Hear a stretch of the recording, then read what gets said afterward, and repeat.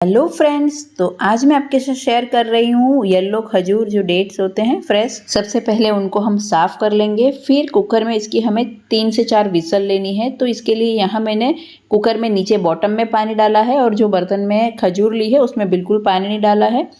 3 से 4 विसल लेने के बाद हमें आगे की प्रोसीजर करनी है। मैंने उसे 3 से 4 विसल लगा के प्रेशर कुक कर दिया था। फिर उसको हमें दरदरा पीस लेना है, इसकी बारीक पेस्ट ना करें। और एक नॉनस्टिक पैन लेंगे, उसमें 1 टेबलस्पून घी ऐड करेंगे और जो हमने दरदरा फ्रेश खजूर पीसी है उसे भून लेंगे। अच्छे से भूनने के बाद थोड़ी कड़क हो जाए, फिर इसमें हम घर की फ्रेश मलाई होती है वो ऐड करेंगे। यहाँ मैंने मलाई 1/4 कप ली है।